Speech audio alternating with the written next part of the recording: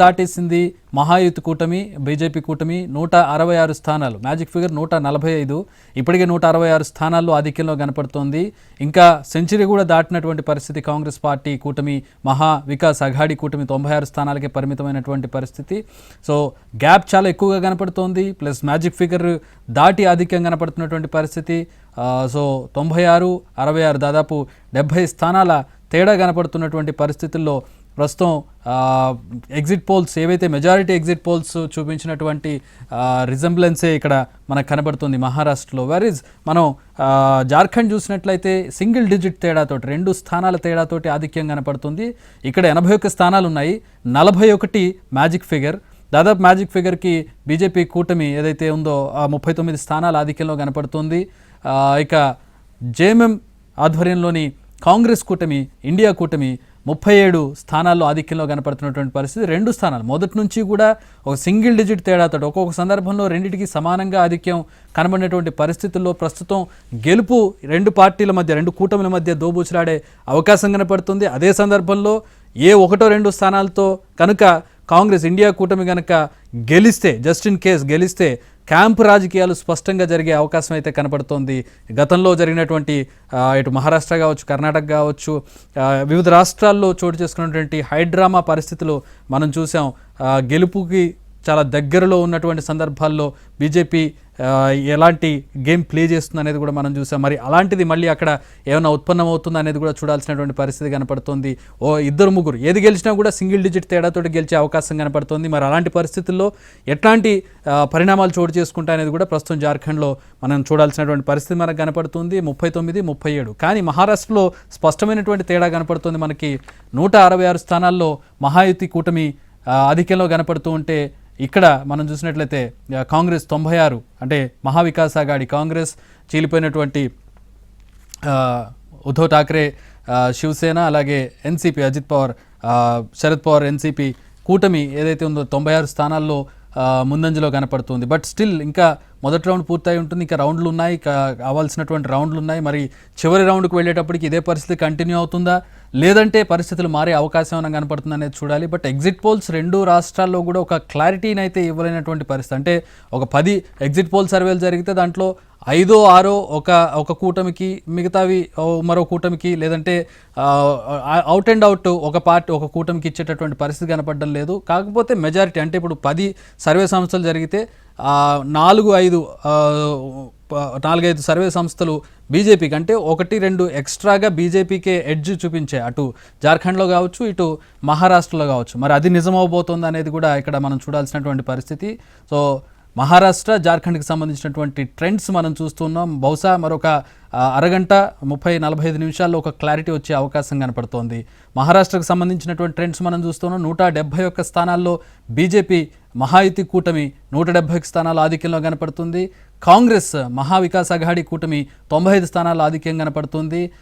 ఇతరులు 5 మెజారిటీలో కనపడుతున్నటువంటి పరిస్థితి మనం చూస్తున్నాం. ఇక అటు జార్ఖండ్లో అంతకంతకు గ్యాప్ పెరుగుతున్నట్టు పరిస్థితి కనపడుతుంది. ఆ గ్యాప్ బీజేపీ కూటమి వైపు ఇంక్లినేషన్ కనపడుతుంది. బీజేపీ కూటమి వైపు మొగ్గు చూపుతున్నటువంటి పరిస్థితి మనం చూడవచ్చు. అక్కడ బీజేపీ 40 స్థానాల్లో ఆధిక్యంలో కనపడుతుంది. జార్ఖండ్లో మొత్తం 81 స్థానాలు, 40 స్థానాలు, 41 మ్యాజిక్ ఫిగర్. మరొక్క స్థానానికి బీజేపీ ఆధిక్యానికి దగ్గరలో ఉంది. 41 వస్తే కనుక బీజేపీ అక్కడ కూడా మ్యాజిక్ ఫిగర్ దాటే పరిస్థితి కానీ మనం చూస్తూ ఉన్నాం. కాంగ్రెస్ ఇంకా 36 దగ్గర ఉంది. సో అక్కడ జార్ఖండ్లో కూడా ముందుగా మ్యాజిక్ ఫిగర్ని దాటుతుంది బీజేపీ కూటమి అనే చెప్పుకోవచ్చు.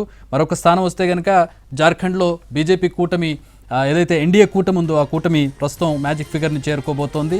సో మీడియా సంస్థల్లో కూడా రకరకాలుగా మనకి నెంబర్స్ కనబడుతున్నటువంటి పరిస్థితుల్లో ఆల్రెడీ కొన్ని రిజల్ట్స్లో కొన్ని దగ్గరలో ఉన్నటువంటి మనకి స్ట్రిప్స్లో చూసినట్లయితే, కొన్ని మీడియా సంస్థలు చూసినట్లయితే బీజేపీ ఎన్డీఏ కూటమి ఇప్పటికే మ్యాజిక్ ఫిగర్ దాటినటువంటి పరిస్థితిని మనం చూస్తూ ఉన్నాం. బట్ స్టిల్ ప్రస్తుతం అయితే ఇంకా సింగిల్ డిజిట్లోనే ఆ డిఫరెన్స్ అనేది కనబడుతుంది. గెలుపు కూడా ఆ సింగిల్ డిజిట్లోనే వచ్చే అవకాశం జార్ఖండ్లో స్పష్టంగా కనపడుతుంది. బట్ అది ఎవరి చేతిలోకి వెళ్తుంది? ఆల్రెడీ ఎగ్జిస్టింగ్ అయినటువంటి జేఎంఎం కూటమికి గెలుపు వరిస్తుందా, లేదంటే బీజేపీ తన పోయినటువంటి అధికారాన్ని మళ్ళీ చేజిక్కించుకుంటుందా బీజేపీ కూటమి, ఎన్డీఏ కూటమి అనేది చూడబోతున్నాం. ప్రస్తుతం ఏదైనా కూడా ఒక పాజిటివ్ అయితే బీజేపీ సైడ్ కనపడుతుంది. 2 స్ట్రిప్స్లో కూడా, మన అటు జార్ఖండ్లో చూసినా, ఇటు మహారాష్ట్రలో చూసినా తేడా ఎంత అనేది పక్కన పెడితే రెండిట్లో కూడా బీజేపీ కూటమి ఆధిక్యంలో స్పష్టంగా కనపడుతున్నటువంటి పరిస్థితిని మనం గమనించవచ్చు. ఒక్క వయనాడులో ఆ లాంఛనమైనటువంటి గెలుపు ఆనందం తప్పించి 2 రాష్ట్రాల్లో కూడా కాంగ్రెస్ కూటమికి ఒక రకమైనటువంటి బాధాకరమైనటువంటి వాతావరణం ప్రస్తుతానికి కనపడుతుంది. టూ ఎర్లీ అని చెప్పలేము, టూ లేట్ అని చెప్పలేము. ఒక రకమైనటువంటి ట్రెండ్ అయితే మనకి స్పష్టంగా కనపడుతుంది. మేబీ ఒక హాఫ్ అన్ అవర్లో దీని మీద ఒక క్లారిటీ వచ్చే అవకాశం మనకు కనబడుతుంది. ఎన్టీవీలో అప్డేట్స్ ఎప్పటికప్పుడు కొనసాగుతూ ఉంటాయి. సో ప్రస్తుతం దానికి సంబంధించిన అప్డేట్స్ మనం చూస్తున్నాం. Jharkhand trends and Maharashtra trends. మహారాష్ట్రలో ఉన్నటువంటి పరిస్థితుల్లో అంటే అక్కడ చోటు చేసుకున్న నాటకీయ పరిణామాలు, గతంలో ప్రభుత్వం ఏర్పడిన సందర్భంలో ఆ తర్వాత ఎన్సీపీని అలాగే శివసేనను చీల్చి బీజేపీ ప్రభుత్వాన్ని ఏర్పాటు చేసిందని ఒక అపవాదును మూటగట్టుకున్నటువంటి పరిస్థితుల్లో ఆ సింపతి పనిచేసి కాంగ్రెస్ పార్టీ వైపు ఓటర్స్ మొగ్గు చూపుతారా అనేది కూడా ఒక ఆసక్తికరమైనటువంటి అంశంగా ఉన్నటువంటి పరిస్థితి. చీల్చారు కాబట్టి బీజేపీ అలాగే శివసేన, చీలిపోయినటువంటి శివసేన ఎన్సీపీ కూటమి మీద ఆ నెగిటివిటీ ఉంటుందనేది కూడా ఇక్కడ మనకి ప్రజలు దాన్ని అసలు ఒక ఎలిమెంట్గా తీసుకోలేదు అనేది మాత్రం ఇక్కడ స్పష్టంగా కనపడుతుంది. అంటే ఇలా జరిగింది, అయ్యో పాపం బాల్ ఠాకరే వర్గం అంటే ఉద్ధవ్ ఠాకరే, బాల్ ఠాకరే వారసుడు, ఆయనకి చెందినటువంటి పార్టీని గెలిపిద్దామనే దృష్టిలో ప్రజలు ఓటేశారా లేదా అనేది ఇక్కడ స్పష్టంగా కనపడుతుంది. ఇక ఎన్సీపీ చీలిపోయింది. శరద్ పవార్ ఒక సీనియర్ నేత, ఆయనకు సంబంధించినటువంటి పార్టీ అయ్యో చీలిపోయిందే, అజిత్ పవార్ దీన్ని చీల్చి బీజేపీతో కలిసి ముందుకు వెళుతున్నాడే అని ఒక సానుభూతి దాని మీద చూపించినట్టు కనపడడం లేదు. కాంగ్రెస్ పార్టీకి సంబంధించి ఓట్ బ్యాంక్ ఉన్నప్పటికీ కూడా అది పూర్తి స్థాయిలో పనిచేసినట్టు కనపడడం లేదు. ఇటు విదర్భ కావచ్చు, లేదంటే మరాఠవాడ కావచ్చు, నార్త్ మహారాష్ట్రకు సంబంధించి కూడా అక్కడ ఆర్ఎస్ఎస్, నాగ్పూర్లో ఆర్ఎస్ఎస్ సెంటర్ ఉంటుంది. సో నాగ్పూర్కి సంబంధించి కూడా అక్కడ మహారాష్ట్రలో బీజేపీ ఓట్ బ్యాంక్ స్పష్టంగా కనపడుతుంది. ఇక్కడ మహిళలకు సంబంధించి కీలకమైనటువంటి ఓటు చూసినటువంటి పరిస్థితి, మహిళలకు సంబంధించి ఒక ప్రత్యేకమైనటువంటి ఫండింగ్ కూడా ఇస్తున్నటువంటి పరిస్థితి, ఒక రకమైనటువంటి పింఛన్ ఇస్తున్నటువంటి పరిస్థితి. ప్రతి ఎలిజిబుల్ మహిళకు 1,500 రూపాయలు ఆల్రెడీ ఎగ్జిస్టింగ్ గవర్నమెంట్ ఇస్తున్నటువంటి పరిస్థితి ఒక పథకం కింద. దాన్ని పెంచుతూ 2,100 ఇస్తామని చెప్పి అనౌన్స్ చేసినటువంటి పరిస్థితి ఇప్పుడున్నటువంటి గవర్నమెంట్.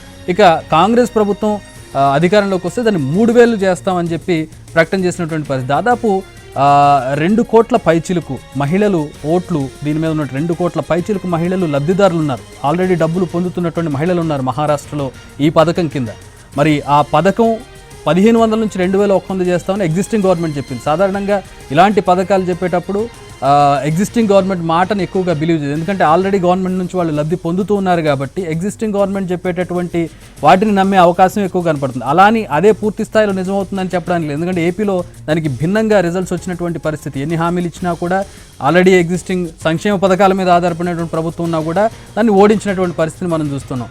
మరి అదేమైనా ఇక్కడ రిజంబుల్ అవుతుందా, లేదంటే ఆల్రెడీ ఎగ్జిస్టింగ్ గవర్నమెంట్ నుంచి డబ్బులు పొందుతున్నాం కాబట్టి ఆ మహిళా ఓటు, ఎందుకంటే ఇక్కడ సిగ్నిఫికెంట్ ఫ్యాక్టర్గా ఉంది.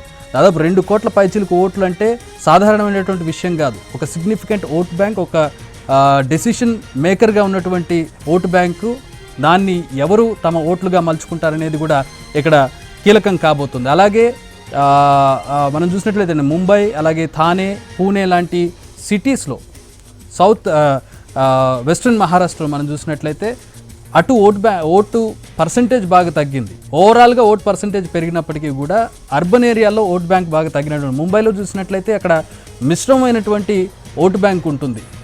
మరాఠాలు కంటే కూడా సెటిల్ అయినటువంటి వాళ్ళు ఎక్కువగా ఉండేటటువంటి పరిస్థితి. దాదాపు 43%, 44% వివిధ రాష్ట్రాల నుంచి వచ్చి, గుజరాత్ కావచ్చు, నార్త్ నుంచి, ఇతర రాష్ట్రాల నుంచి వచ్చి సెటిల్ అయిన వాళ్ళు ఎక్కువగా కనపడుతూ ఉంటారు. అథెంటిక్ మరాఠాస్ మాత్రం చాలా 41-42%. అంటే వీళ్ళే ఒక అడుగు ముందు ఉండేటటువంటి పరిస్థితుల్లో అక్కడ ముంబై అర్బన్ ఏరియాల్లో ఎవరు గెలుస్తారనేది కూడా మనం ఇక్కడ చూడాల్సినటువంటి పరిస్థితి ప్రస్తుతం మహారాష్ట్రలో చూస్తున్నాం.